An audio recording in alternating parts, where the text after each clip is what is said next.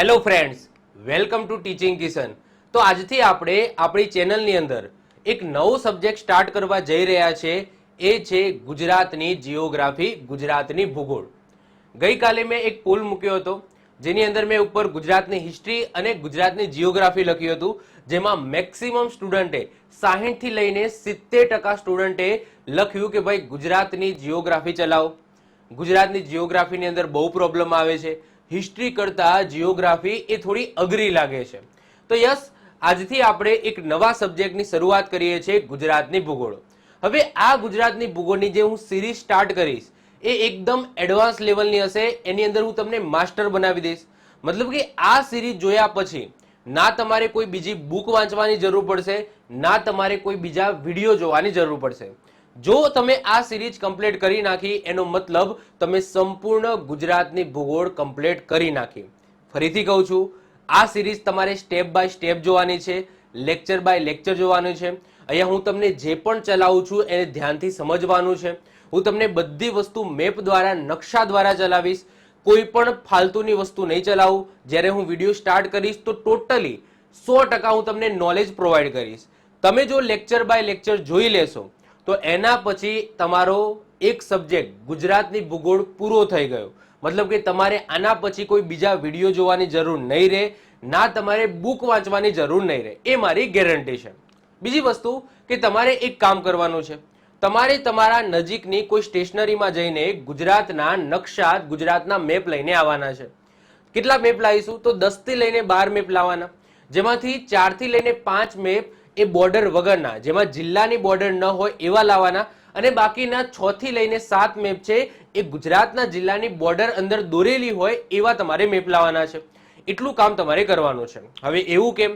જો જીઓગ્રાફી એક એવો સબ્જેક્ટ છે કે ખાલી ને ખાલી જો તમે થિયરી વાંચશો તો ક્યારે પણ આવડવાનું નથી। તમે જેટલી વખત થિયરી વાંચશો ક્યારે પણ નહીં આવડે।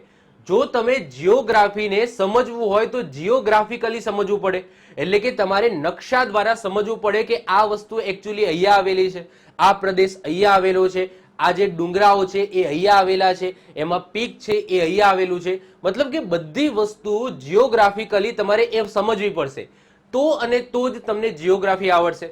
પછી એ ગુજરાતની જીઓગ્રાફી હોય, ભારતની જીઓગ્રાફી હોય કે વર્લ્ડ જીઓગ્રાફી હોય, બધી જ વસ્તુ તમારે મેપ, નકશા દ્વારા સમજવાની રહેશે।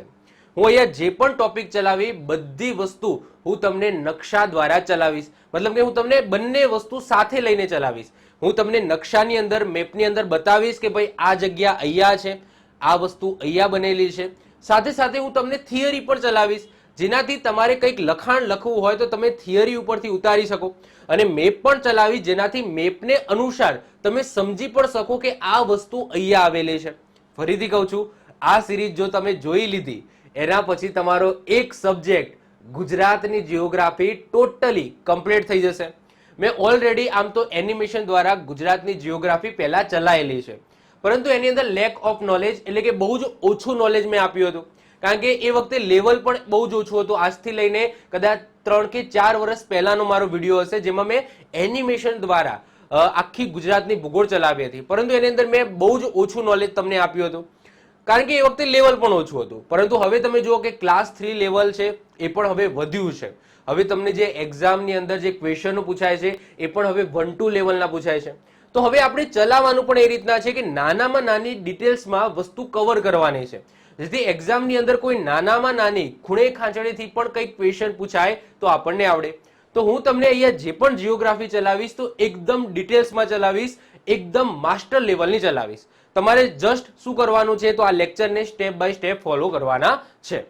તો શરૂઆત કરી દઈએ છે ગુજરાતની ભૂગોળ। એના લેક્ચર નંબર 1 ની અંદર આપણે વાત કરીશું ગુજરાતની રચના અને એનું સ્થાન। તો આજના લેક્ચરની અંદર આપણે જોવાનું છે કે એકચ્યુઅલી ગુજરાતની રચના કઈ રીતના થઈ, આજે આપણે જે ગુજરાત જોઈએ છે એ એકચ્યુઅલી બન્યું કઈ રીતના, સાથે સાથે એ પણ જોઈશું કે ગુજરાત છે એ એકચ્યુઅલી ક્યાં આવેલું છે। હવે ઘણા બધા લોકો કહેશો કે અમને તો ખબર જ છે ને સાહેબ કે ગુજરાત ક્યાં આવેલું છે। હું તમને પૂછું કે ભાઈ ગુજરાત ક્યાં આવેલું છે, તો તમારો આન્સર સિમ્પલ હશે કે સાહેબ ગુજરાત છે એ આપણી પૃથ્વી ઉપર આવેલું છે। પરંતુ પૃથ્વીમાં ક્યાં આવેલું છે, તો ઘણા બધા લોકો એમ કહેશે કે ભાઈ ગુજરાત છે એ એશિયા ખંડની અંદર આવેલું છે।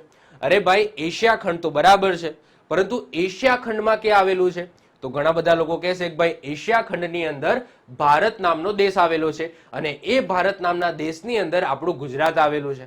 ચલો માની લો કે ભાઈ ભારતની અંદર તો ઘણા બધા રાજ્યો આવેલા છે, પરંતુ એમાં ગુજરાત ક્યાં આવેલું છે? તો ઘણા બધા લોકો એમ કહેશે કે સાહેબ ભારતની પશ્ચિમ સાઈડે આપણું ગુજરાત આવેલું છે. અરે પશ્ચિમ સાઈડે પણ ઘણા બધા રાજ્યો છે, પરંતુ એક્ઝેક્ટલી મારે કહેવું હોય કે ભાઈ ગુજરાત અહીંયાથી લઈને અહીંયા સુધી આવેલું છે, તો એના માટે મારે શું દર્શાવવું પડે? તો એના માટે એના લોંગિટ્યુડ અને લેટિટ્યુડ, જેને આપણે અક્ષાંશ અને રેખાંશ કહીએ છીએ, એ પ્રોપરલી બતાવવા પડે. તો પહેલા જ ક્વેશ્ચન થાય કે ભાઈ ગુજરાત ક્યાં આવેલું છે? તો એ છે એનું માપ.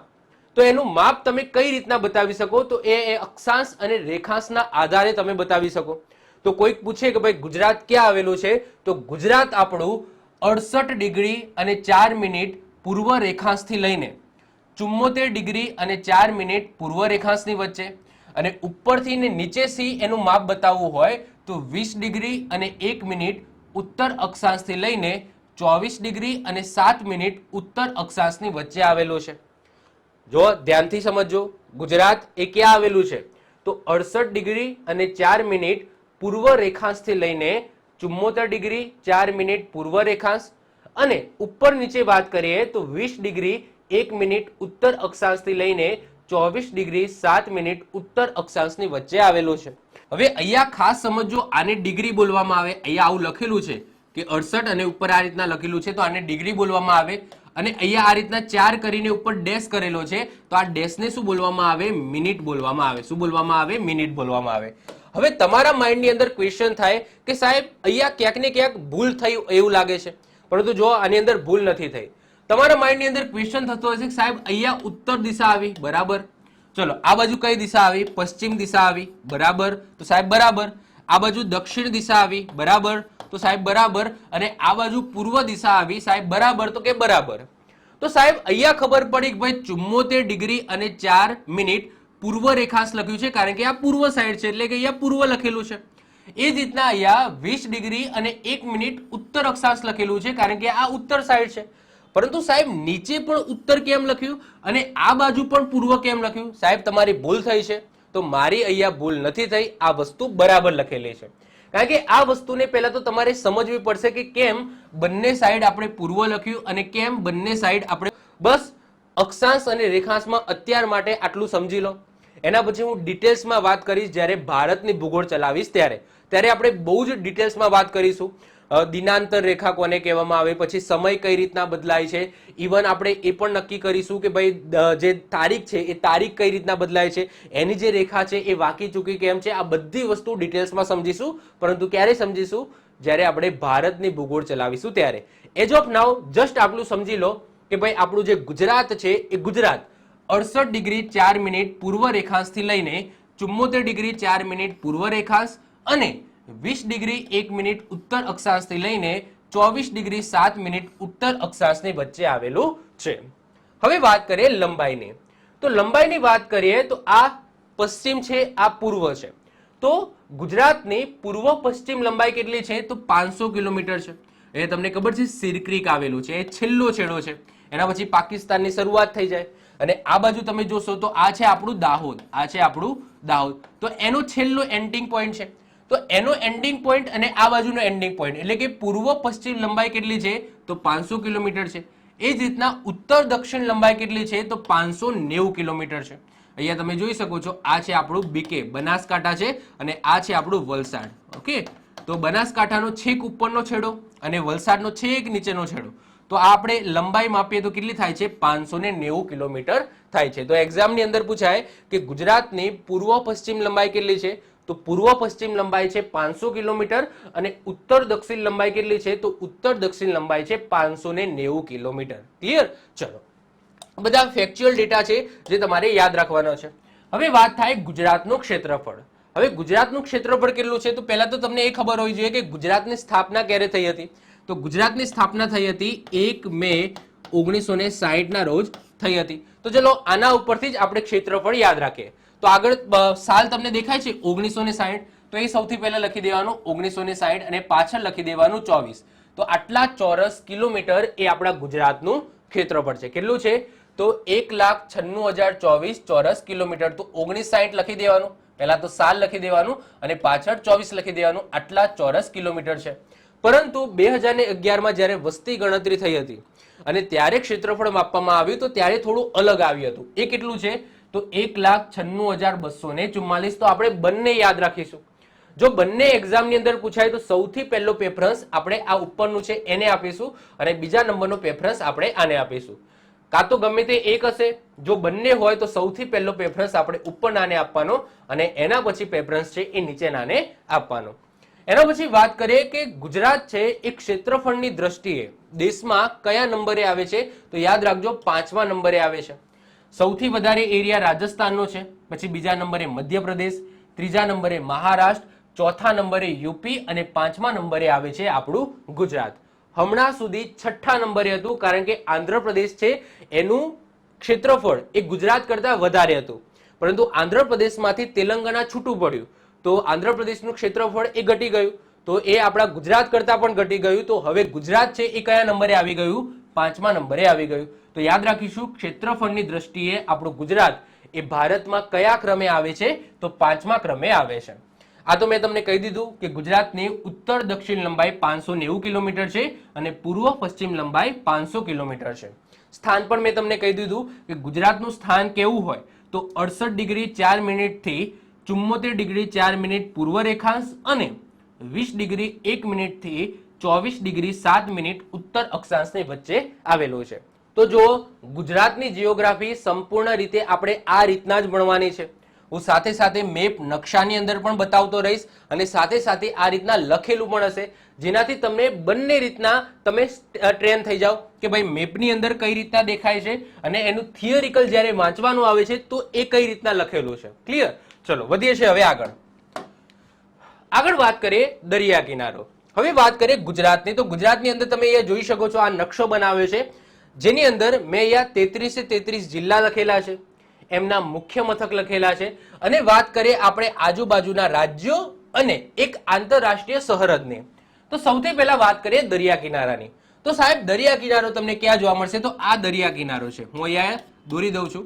તો આ શું છે? દરિયા કિનારો છે.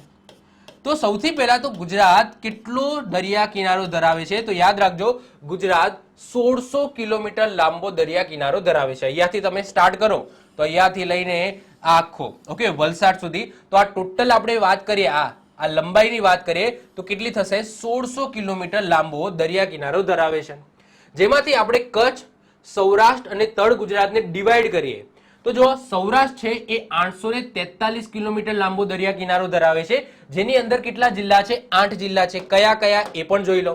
તો સૌરાષ્ટ્ર એ સૌથી વધારે એટલે કે 843 કિલોમીટર લાંબો દરિયા કિનારો ધરાવે છે, જેની અંદર 8 જિલ્લા છે, જેમાં મોરબી આવશે. યાદ રાખજો મોરબી આવશે. તો એક મોરબી થઈ ગયો, બીજો જામનગર થઈ ગયો, ત્રીજો દેવભૂમિ દ્વારકા થઈ ગયો, ચોથો પોરબંદર થઈ ગયો, પાંચમો જુનાગઢ થઈ ગયો, છઠ્ઠો ગીર સોમનાથ થઈ ગયો, સાતમો અમરેલી થઈ ગયો અને આઠમો ભાવનગર થઈ ગયો.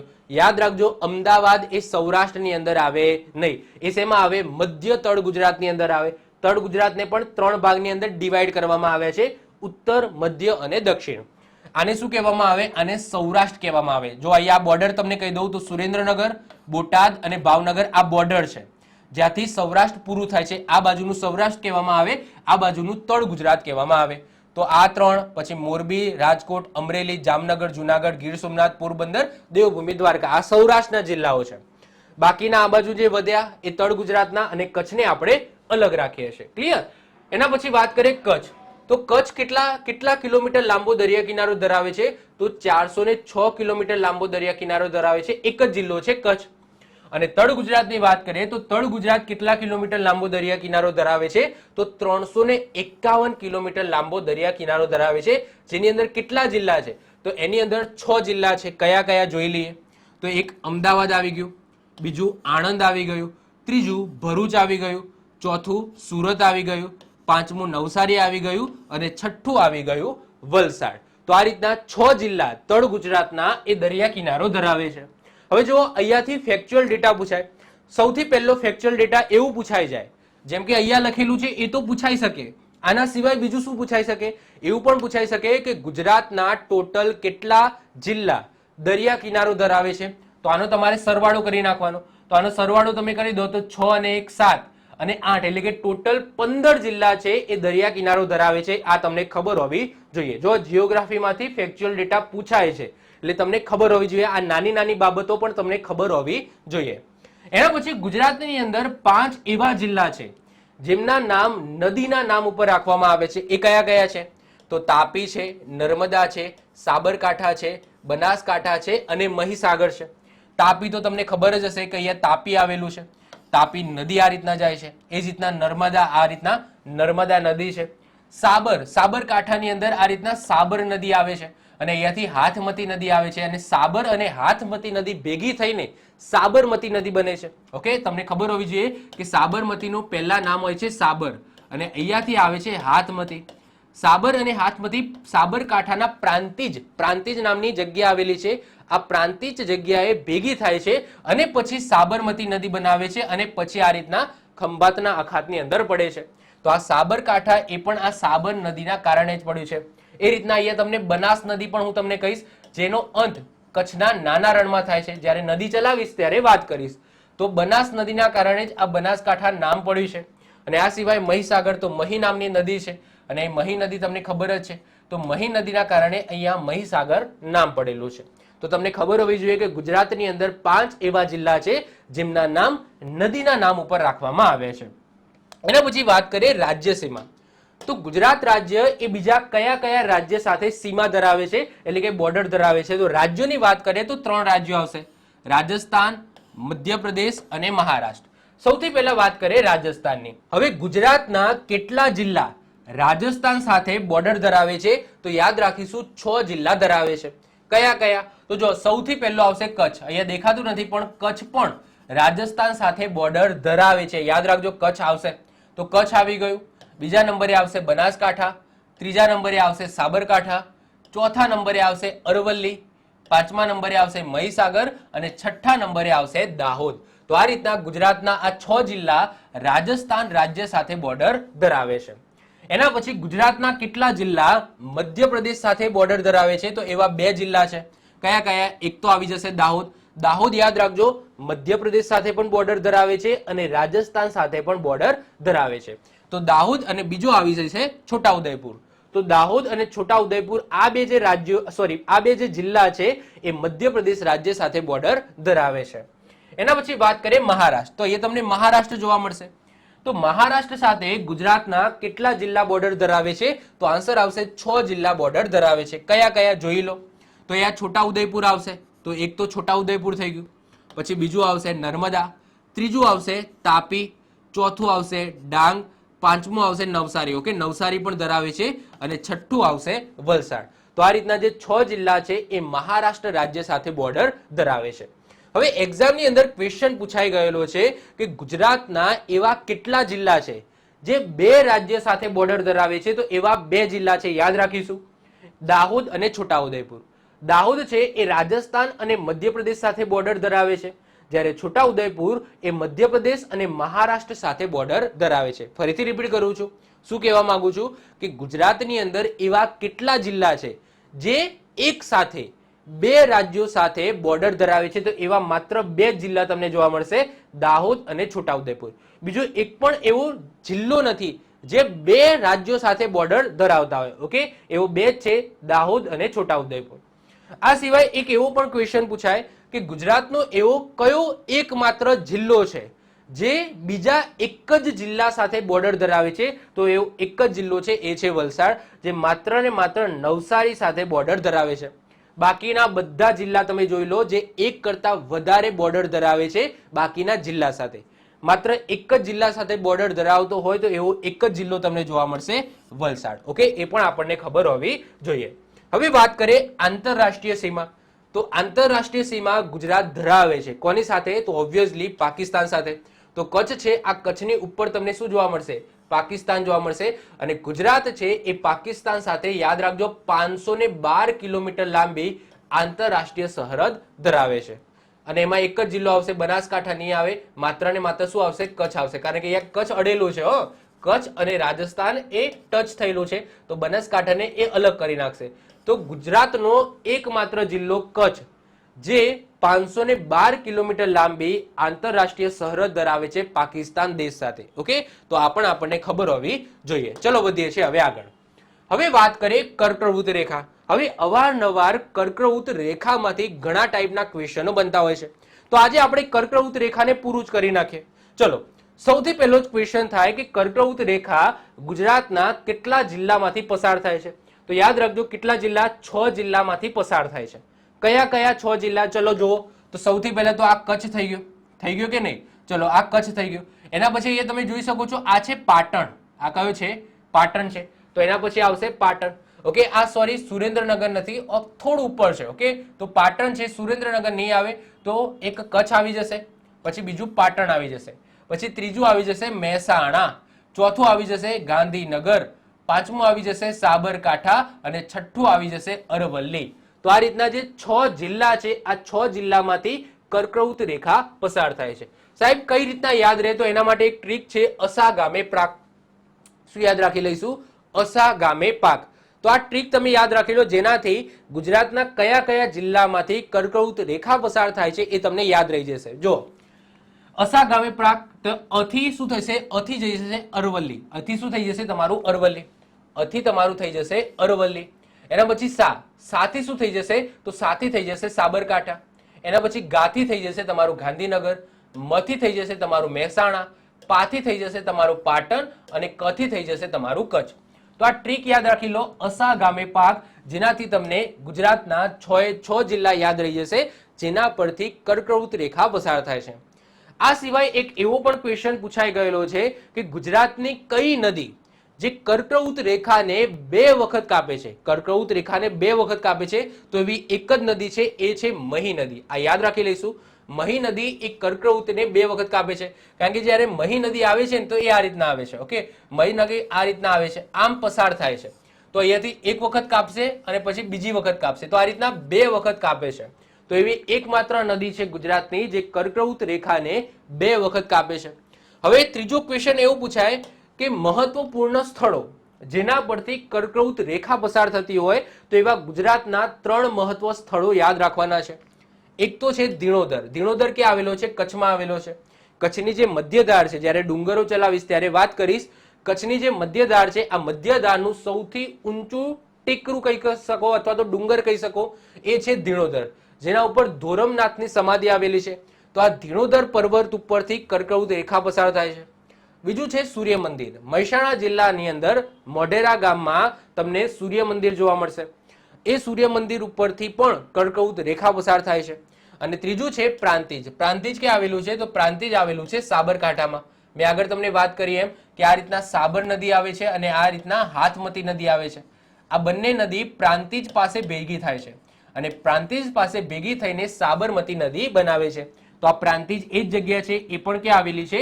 તો કર્કવૃત રેખા ઉપર આવેલી છે. તો એક્ઝામની અંદર પૂછાય કે ભાઈ ગુજરાતના 3 મહત્વપૂર્ણ સ્થળો જેના પરથી કર્કવૃત રેખા પસાર થતી હોય, તો એવા 3 છે, ધીણોધર, સૂર્ય મંદિર અને પ્રાંતિજ. આપણે યાદ રાખીશું. નેક્સ્ટ વાત કરીએ સૌથી ઓછી સરહદ. તો સૌથી ઓછી સરહદ એ કયો જિલ્લો ધરાવે છે? તો વલસાડ જિલ્લો માત્ર એક સરહદ ધરાવે છે. ઓકે, માત્ર એક જ જિલ્લા સાથે સરહદ ધરાવે છે વલસાડ. તો આપણે યાદ રાખીશું કયા જિલ્લા સાથે? તો નવસારી જિલ્લા સાથે એ બોર્ડર ધરાવે છે. પછી સૌથી વધુ સરહદ ધરાવતા જિલ્લા કેટલા છે? તો 4 છે. કેટલા બાકીના જિલ્લાઓ સાથે બોર્ડર ધરાવે છે? તો 7 જિલ્લાઓ. તો એવા 4 જિલ્લા છે, કયા કયા? સુરેન્દ્રનગર, અમદાવાદ, ખેડા અને રાજકોટ. આપણે યાદ રાખીશું, સુરેન્દ્રનગર, અમદાવાદ, ખેડા અને રાજકોટ આ 4 એવા જિલ્લા છે જે બાકીના 7 જિલ્લા સાથે બોર્ડર ધરાવે છે. કેટલા? 7 જિલ્લા, જે મેક્સિમમ છે. એટલે કે આપણા ગુજરાતની અંદર એવો એક પણ જિલ્લો નથી જે 8 જિલ્લા સાથે બોર્ડર ધરાવતો હોય. મેક્સિમમ 7 છે અને 7 જિલ્લા સાથે બોર્ડર ધરાવતા હોય એવા 4 જિલ્લા છે. કયા કયા? સુરેન્દ્રનગર, અમદાવાદ, ખેડા અને રાજકોટ. તો આ પણ તમને ખબર હોવી જોઈએ. ચલો વધીએ આગળ. હવે વાત કરીએ ગુજરાતના જિલ્લાની. તો સૌથી પહેલા તો તમને એ ખબર હોવી જોઈએ કે ભાઈ ગુજરાતની અંદર કેટલા જિલ્લા છે? તો ગુજરાતમાં 33 જિલ્લા છે. કેટલા છે ભાઈ? 33 જિલ્લા છે. અહીંયા લખેલા પણ છે નામ, એમના જે મુખ્ય મથક છે એ પણ અહીંયા લખેલા છે. 21 જિલ્લાના મુખ્ય મથક જે જિલ્લો છે, ઓકે, મતલબ કે 21 એવા જિલ્લા છે, 33 જિલ્લામાંથી 21 એવા જિલ્લા છે જેમના મુખ્ય મથક એ જિલ્લાનું નામ જ છે. ફરીથી રિપીટ કરું છું, ગુજરાતમાં ટોટલ 33 જિલ્લા છે. આ 33 જિલ્લામાંથી 21 એવા જિલ્લા છે જેમના મુખ્ય મથક એ પોતે જ છે, એટલે કે અલગથી કોઈ મુખ્ય મથક નથી. એક્ઝામ્પલ તરીકે વાત કરીએ કે ભાઈ ગાંધીનગર, તો ગાંધીનગરનું મુખ્ય મથક, જિલ્લાનું નામ પણ ગાંધીનગર છે અને એનું મુખ્ય મથક પણ ગાંધીનગર છે. એ રીતના અમદાવાદ, જિલ્લાનું નામ પણ અમદાવાદ છે અને મુખ્ય મથક પણ શું થશે? અમદાવાદ થશે. કોઈ અલગથી મુખ્ય મથક છે નહીં. જેમ કે વાત કરો ખેડા, તો ખેડાનું અલગથી મુખ્ય મથક છે જેનું છે નામ નડિયાદ. તો એવા કેટલા જિલ્લા છે? તો એવા 12 જિલ્લા છે જેમના અલગથી મુખ્ય મથક જોવા મળશે. ચલો આપણે એ જોઈ લઈએ. તો સૌથી પહેલા વાત કરીએ કચ્છની, તો કચ્છ જિલ્લો જેનું મુખ્ય મથક તમને ભુજ જોવા મળશે.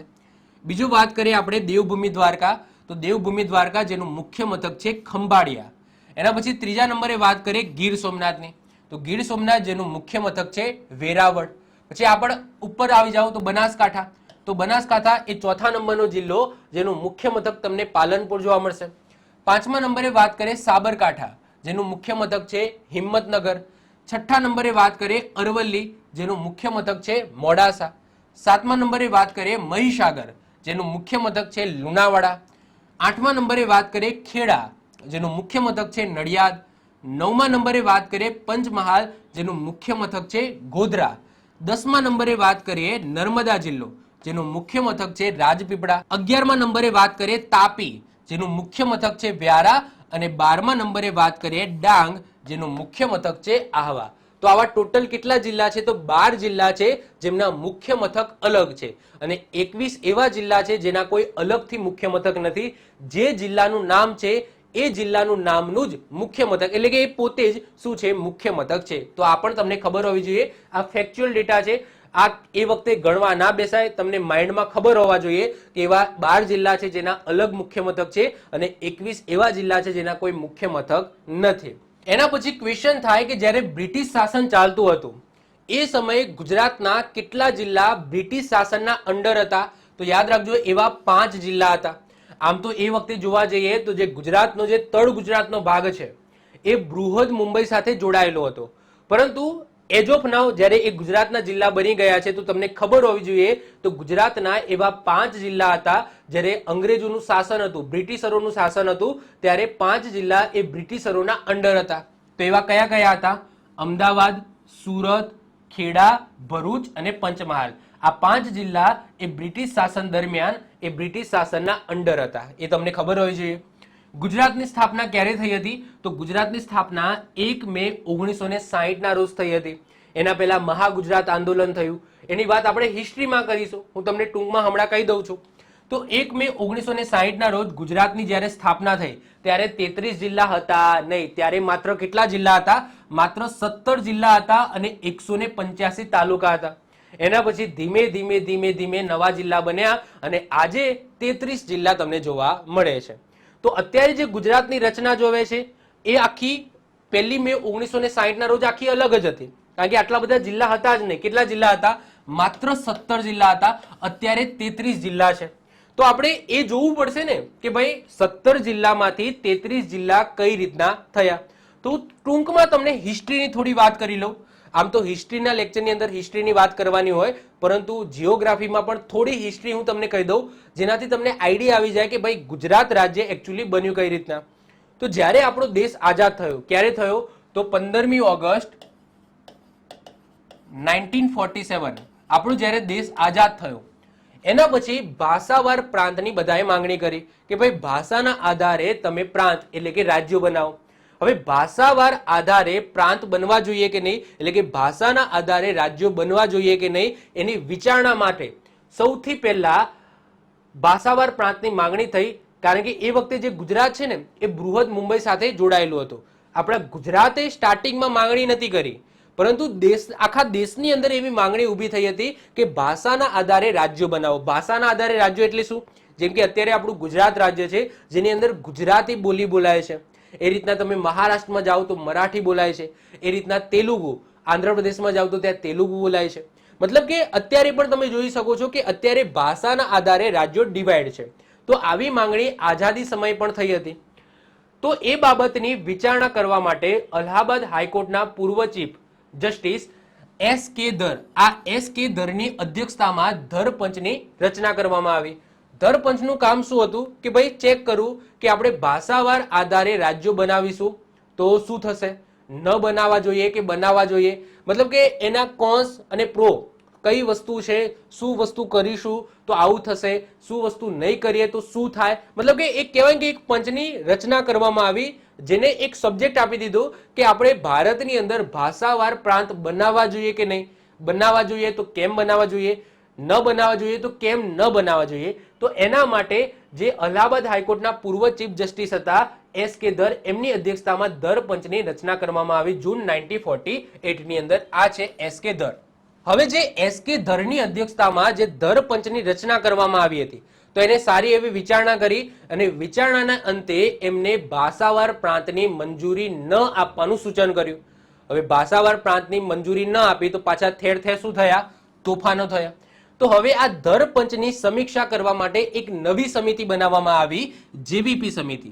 જેવીપી સમિતિમાં જેનો મતલબ થાય છે જવાહરલાલ નહેરુ, વીનો મતલબ થાય વલ્લભભાઈ પટેલ અને પીનો મતલબ થાય છે પટ્ટાભી સીતારામૈયા. તો આ ત્રણ વ્યક્તિઓની એક આખી સમિતિ બનાવવામાં આવી, જેનું નામ આપવામાં આવ્યું જેવીપી સમિતિ, જેની અંદર ત્રણ વ્યક્તિઓ હતા, જવાહરલાલ નહેરુ, સરદાર વલ્લભભાઈ પટેલ અને પટ્ટાભી સીતારામૈયા. ઓકે, તો એમને પણ ચર્ચા કરી, વિચારણા કરી, પ્રો અને કોન્સ જોયા કે ભાઈ શું કરવું જોઈએ, ભાષાવાર પ્રાંત બનાવવા જોઈએ કે ન બનાવવા જોઈએ, અને એમને પણ છેલ્લે શું સૂચવન કર્યું કે ભાઈ ભાષાને આધારે રાજ્ય ન બનવું જોઈએ. હવે જો બે સમિતિ બનાવી, S.K. ધરની સમિતિ, એમને પણ ના આપી દીધી કે ભાઈ ભાષાવાર પ્રાંત ન બનવો જોઈએ, અને જે જેવીપી સમિતિ બની એમને પણ છેલ્લે અંતે તો એ જ કીધું કે ભાઈ ભાષાને આધારે પ્રાંત બનવું જોઈએ નહીં. હવે થાય છે એવું કે દક્ષિણમાં એટલે કે મદ્રાસની આજુબાજુના જિલ્લામાં એક વ્યક્તિ હોય છે જેમનું નામ હોય છે પોટીશ્રી રામુલ્લા. પોટીશ્રી રામુલ્લા એ પણ ભાષાવાર પ્રાંત બનાવવા માટે, એમનું ભાષા હોય છે તેલુગુ ભાષા, તો તેલુગુ ભાષી અલગ રાજ્ય બનાવવા માટે અનશન કર્યું અને 56 દિવસના, કેટલા, 56 દિવસના અનશને ઉપવાસ કર્યા અને એ મૃત્યુ પામ્યા. હવે ઓબ્વિયસલી કોઈ વ્યક્તિ કોઈ વસ્તુના વિરોધમાં, સરકારની કોઈ વસ્તુ છે એના વિરોધમાં એ વ્યક્તિ જ્યારે અનશન કરે છે અને મૃત્યુ પામી જાય છે તો ઓબ્વિયસલી હોબાળો તો થવાનો. તો અહીંયા એ જ વસ્તુ થઈ કે મદ્રાસમાંથી તેલુગુ ભાષી રાજ્ય બનાવવા પોટીશ્રી રામુલ્લા, એ તમે જોઈ શકો છો, 56 દિવસના ઉપવાસે મૃત્યુ પામ્યા. હવે મૃત્યુ પામ્યા તો અંતે સરકારને એક તેલુગુ ભાષી આંધ્રપ્રદેશ રાજ્ય બનાવવાની મંજૂરી આપી દીધી. અને ક્યારે બન્યું? 1 ઓક્ટોબર 1953. તો 1 ઓક્ટોબર 1953 અલગ તેલુગુ ભાષી આંધ્રપ્રદેશ રાજ્યની રચના કરવામાં આવી. હવે ઓબ્વિયસલી એક રાજ્ય બન્યું ભાષાને આધારે, તો પછી બીજા બધા રાજ્યો ચૂપ રહે? તો ઓબ્વિયસલી નથી રહેવાના. તો બીજા બધા રાજ્યોએ પણ પોતાના ભાષાના આધારે રાજ્યો બનાવવાની માંગણી કરી. તો એ પછી ભાષાવાર રાજ્યો બનાવવા માટે રાજ્ય પુનઃગઠન પંચ 1953 ની રચના કરવામાં આવી. કારણ કે હવે એક રાજ્યને તમે ભાષાવાર પ્રાંત તરીકે મંજૂરી આપી દીધી, તો હવે બીજા રાજ્યોને પણ તમારે ભાષાવાર પ્રાંત બનાવવા પડશે. તો ભાષાના આધારે પ્રાંત બનાવવા માટે એટલે કે રાજ્યો બનાવવા માટે રાજ્ય પુનઃગઠન પંચ 1953 ની રચના કરવામાં આવી, જેના અધ્યક્ષ હોય છે ફજલ અલી, અને એમના ટીમની અંદર બે સભ્યો હોય છે, હૃદયનાથ કુંજરુ અને K.M. પાનીકર. 1955 ની અંદર ક્યારે બની હતી? 1953 માં બની હતી, અને 1955 માં રાજ્ય પુનઃગઠન પંચનો અહેવાલ રજૂ થયો અને ભારતની અંદર 14 રાજ્યો અને 6 કેન્દ્ર શાસિત પ્રદેશ નક્કી કરે. ઓકે, આ અહેવાલ રજૂ થયો, એના આધારે ભારતની અંદર 14 રાજ્યો અને 6 કેન્દ્ર શાસિત પ્રદેશ નક્કી કરવામાં આવે. હવે જો આ 14 રાજ્યોમાં આપણું ગુજરાત હજુ પણ બન્યું હતું નહીં. ગુજરાતને 3 ભાગમાં ડિવાઈડ કરવામાં આવ્યું હતું. કઈ રીતના ડિવાઈડ કરવામાં આવ્યું હતું? તો આ અહેવાલ અનુસાર ગુજરાતને 3 ભાગમાં વહેંચવામાં આવ્યું હતું. જે આ કચ્છનો ભાગ છે, આપણો જે કચ્છ જિલ્લો છે, આને કેન્દ્ર શાસિત પ્રદેશની અંદર મૂકવામાં આવ્યો હતો. પછી આ જે સૌરાષ્ટ્રનો ભાગ છે, આ સૌરાષ્ટ્રનો ભાગ છે, આને રાજ્ય ઘોષિત કરી નાખ્યું હતું, આને એક રાજ્ય બનાવ્યું હતું. અને આ જે ભાગ છે, આ જે આપણો તળ ગુજરાતનો અમુક ભાગ છે, એ બૃહદ મુંબઈ એટલે કે મહારાષ્ટ્ર સાથે જોડવામાં આવ્યું હતું.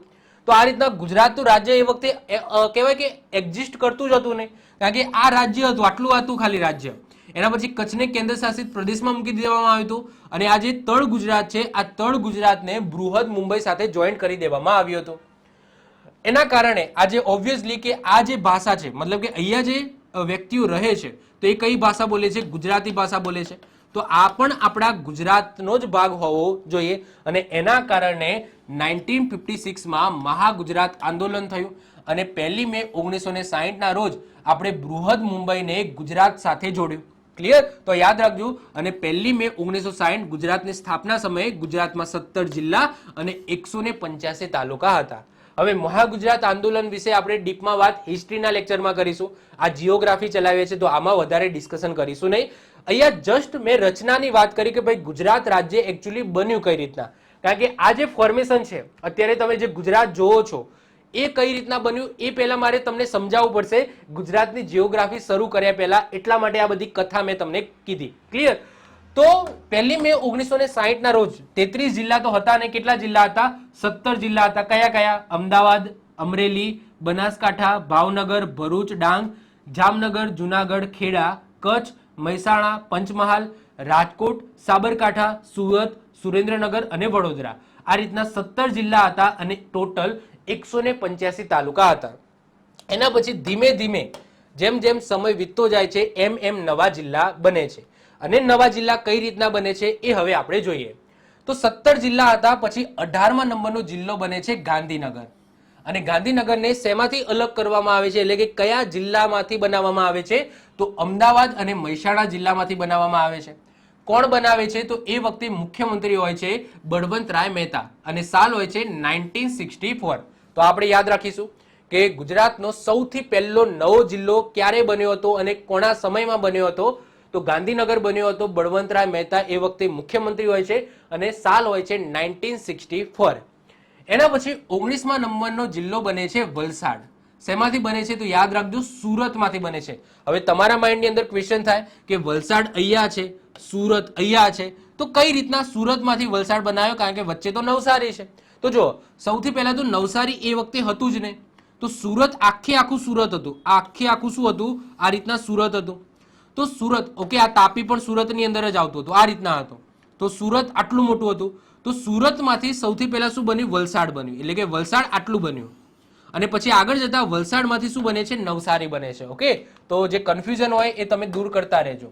તો વલસાડ બનાવવામાં આવે છે સુરતમાંથી 1966માં અને એ વખતે મુખ્યમંત્રી કોણ હોય છે? હિતેન્દ્રભાઈ દેસાઈ હોય છે. એના પછી નેક્સ્ટ જે મુખ્યમંત્રી આવે છે શંકરસિંહ વાઘેલા આવે છે અને શંકરસિંહ વાઘેલાના સમયમાં 5 નવા જિલ્લા બનાવવામાં આવે છે 1997ની અંદર. તો કયા કયા 5 હોય છે? આણંદ, દાહોદ, નર્મદા, નવસારી અને પોરબંદર. તો આ જે 5 જિલ્લા છે એ કોના સમયમાં બને છે? શંકરસિંહ વાઘેલાના સમયમાં 1997 દરમિયાન બને છે. વાત કરીએ આણંદની, તો આણંદ એ શેમાંથી બને છે? ખેડામાંથી બને છે. દાહોદ એ પંચમહાલમાંથી બને છે. નર્મદા એ ભરૂચમાંથી બને છે. નવસારી એ વલસાડમાંથી બને છે અને પોરબંદર એ જુનાગઢમાંથી બને છે. હવે આને કઈ રીતના યાદ રાખીશું? તો એની પણ એક ટ્રીક છે, દાન ન આપો. દાન ન આપો. ઓકે, દાન ન આપો. દાન ન આપો. જો દાથી શું થઈ જશે? તો દાથી થઈ જશે તમારો દાહોદ. ક્યાં ગયો દાહોદ? તો દાથી થઈ જશે તમારો દાહોદ. નથી થઈ જશે તમારો નર્મદા. બીજા નથી થઈ જશે તમારો નવસારી. આથી થઈ જશે તમારો આણંદ અને પોથી થઈ જશે તમારો પોરબંદર. તો શંકરસિંહ વાઘેલા દ્વારા બનાવેલા 5 જિલ્લાને કઈ રીતના યાદ રાખીશું? તો દાન ન આપો. શું નહીં આપવાનું? દાન આપવાનું નહીં. દાન ન આપો. તો આ રીતના તમે શંકરસિંહ વાઘેલા દ્વારા બનાવવામાં આવેલા 5 જિલ્લા તમે યાદ રાખી શકો છો. એના પછી નેક્સ્ટ જિલ્લો બને છે પાટણ. કોના સમયમાં બને છે? કેશુભાઈ પટેલના સમયમાં બને છે. સાલ હોય છે 2000. તો 2000ની સાલમાં કેશુભાઈ પટેલ એ વખતે મુખ્યમંત્રી હોય છે અને બનાસકાંઠા અને મહેસાણા જિલ્લામાંથી પાટણ જિલ્લો બનાવવામાં આવે છે. એના પછી તો કોણ આવી જાય છે? નરેન્દ્રભાઈ મોદી આવી જાય છે. તો નરેન્દ્રભાઈ મોદીના સમયમાં ટોટલ 8 જિલ્લા બને છે. કેટલા? 8. પહેલા એક જિલ્લો બનાવવામાં આવે છે અને પછી 7 જિલ્લા બનાવવામાં આવે છે. તો 26મા નંબરે જે જિલ્લો બને છે એ સુરતમાંથી બને છે, તાપી જિલ્લો. સાલ હોય છે 2007 અને કોણ હોય છે? સીએમ કોણ હોય છે? નરેન્દ્રભાઈ મોદી હોય છે. એના પછી 2013મી સાલમાં સળંગ 7 જિલ્લા બનાવવામાં આવે છે. સાબરકાંઠામાંથી અરવલ્લી, અમદાવાદ અને ભાવનગરમાંથી બોટાદ, વડોદરામાંથી છોટાઉદેપુર, જામનગરમાંથી દેવભૂમિ દ્વારકા, ખેડા અને પંચમહાલમાંથી મહીસાગર, રાજકોટ, સુરેન્દ્રનગર અને જામનગર. આ એકમાત્ર એવો જિલ્લો છે જે 3 જિલ્લામાંથી બનેલો છે. યાદ રાખજો, મોરબી અને જુનાગઢમાંથી ગીર સોમનાથ બનાવવામાં આવે છે. અને આ 7 જિલ્લા ક્યારે બને છે? 2013ની સાલમાં બને છે. અને એ વખતે સીએમ કોણ હોય છે? નરેન્દ્રભાઈ મોદી હોય છે. તો અત્યારે તમે જે 33 જિલ્લા જોઈ રહ્યા છો એ આ રીતના બનેલા છે. તો હવે આપણે અત્યારની એક્ઝિસ્ટિંગ પોઝિશનની અંદર આવી ગયા. તો આઈ હોપ શું તમે ગુજરાતની જે હિસ્ટ્રી છે, ગુજરાત બનવાની જે હિસ્ટ્રી છે એ તમને ખ્યાલ આવી ગઈ હશે. સાથે સાથે ગુજરાતનું જે પ્રોપર લોકેશન છે એ પણ મેં તમને સમજાવી દીધું. કારણ કે ગુજરાતની ગુજરાતની જિયોગ્રાફી શરૂ કર્યા પહેલા તમને થોડી ગુજરાતની હિસ્ટ્રી અને ગુજરાતનું લોકેશન છે એ તમને ખબર હોવી જોઈએ, તો જ તમે પ્રોપરલી આગળ જતા ગુજરાતની જે જિયોગ્રાફી છે એ સમજી શકો. હવે છેલ્લે અમુક એવા મહત્વપૂર્ણ જાણકારી એ તમને આપી દઉં, અમુક ક્વેશ્ચનો. જેમ કે સૌથી વધુ દરિયા કિનારો ધરાવતો જિલ્લો કયો છે ગુજરાતનો? તો એ છે કચ્છ. અહીંયા ગુજરાતની વાત થાય છે. સૌથી ઓછો દરિયા કિનારો ધરાવતો જિલ્લો કયો છે? તો યાદ રાખજો, મોરબી આવશે. ગુજરાતનો સૌથી મોટો જિલ્લો કયો છે? કચ્છ છે, ક્ષેત્રફળના આધારે. અને ગુજરાતનો સૌથી નાનો જિલ્લો કયો છે? ડાંગ છે. ગુજરાતના પ્રથમ મુખ્યમંત્રી જીવરાજ મહેતા, બધાને ખબર છે. ગુજરાતના પ્રથમ મહિલા મુખ્યમંત્રી પૂછાય તો આનંદીબેન પટેલ આવશે. એ રીતના ગુજરાતના પ્રથમ ગવર્નર પૂછાય તો મહેંદી નવાઝ જંગ આવશે. પરંતુ ગુજરાતના પ્રથમ મહિલા ગવર્નર પૂછાય તો શારદા મુખર્જી આવશે. અને ગુજરાતના પ્રથમ મહિલા મંત્રી પૂછાય તો આન્સર આવશે ઇન્દુમતીબહેન શેઠ, જે સૌથી પહેલા શિક્ષણ મંત્રી બન્યા હતા. તો આ સાથે આપણો ગુજરાતની જિયોગ્રાફીનો લેક્ચર નંબર 1 અહીંયા પૂરો થાય છે. આજના લેક્ચરની અંદર આપણે શું સમજ્યા? તો આજના લેક્ચરની અંદર ગુજરાત એકચ્યુઅલી અત્યારે જે દેખાય છે એ કઈ રીતના બન્યું એ સમજ્યા. અને અત્યારનું જે ગુજરાત છે એનું એક્ઝેક્ટ લોકેશન ક્યાં આવેલું છે, એનું જિયોગ્રાફિકલી સ્થાન ક્યાં છે એ આજના લેક્ચરની અંદર સમજ્યા. હવે નેક્સ્ટ લેક્ચરથી આપણે પ્રોપર ગુજરાતની જિયોગ્રાફી છે એની શરૂઆત કરી દઈશું. તો આઈ હોપ સો તમને વિડીયો ગમતા હશે. જો વિડીયો ગમતા હોય તો વિડીયોને લાઈક કરી દો, મિત્રો સાથે શેર કરતા રહો. એનાથી મને પણ મોટિવેશન બને છે નવા વિડીયો બનાવવાની. તો મળીશું નેક્સ્ટ લેક્ચરની અંદર. ત્યાં સુધી વાંચતા રહો. બાય, ઓલ ધ બેસ્ટ, જય હિન્દ, જય ભારત.